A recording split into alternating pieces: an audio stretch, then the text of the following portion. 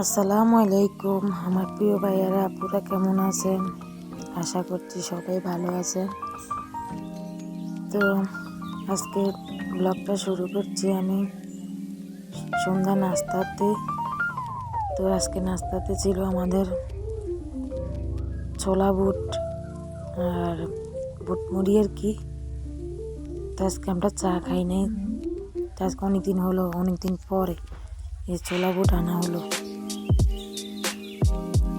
তো এই যে আমি শসাগুলো কুটলাম, তো এখনো ছোলাগুলো পলিথিন থেকে বের করে তারপর মাখবো। অনেকদিন পরে আমরা প্রায় সময় আনা হয়। তো আজকে একটু আজকে আমাদের চা হয় নাই, সবাই একটু কফি খেয়েছে।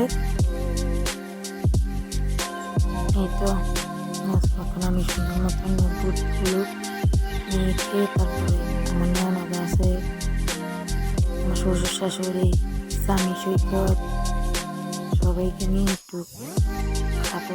তো আপনাদের বাড়িতে ও গাড়ি নিয়ে গেছে।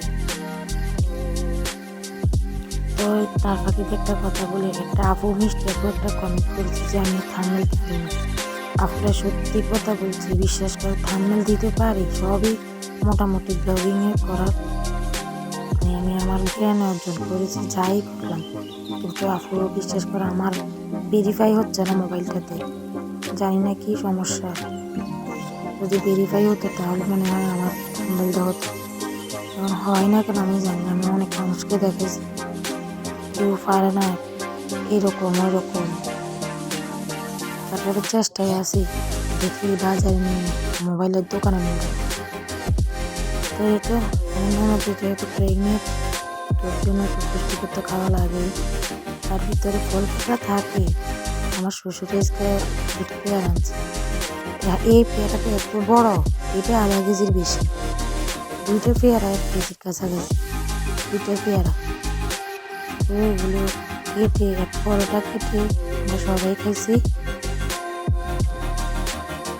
আমি কেটে নিলাম, কাটার পরে আমার শ্বশুর শাশুড়ি, স্বামী সৈকত সবাই মিলে খাইছি। আর একটা পেয়ারা রয়েছে, এটা কালকে ননদকে কেটে দেওয়া হবে। আমার কথাতে যদি কোনো ভুল ত্রুটি থাকে অবশ্যই ক্ষমা দৃষ্টিতে দেখবেন, ভুল হতেই পারে, আমরা মানুষ। তো এটা আমরা একটু কফি খেয়ে নিলাম।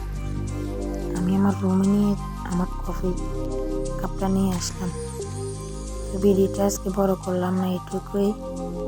যদি ভালো লাগে অবশ্যই একটা লাইক কমেন্ট শেয়ার করবেন। ভিডিওটি এই পর্যন্ত। আল্লাহ হাফেজ।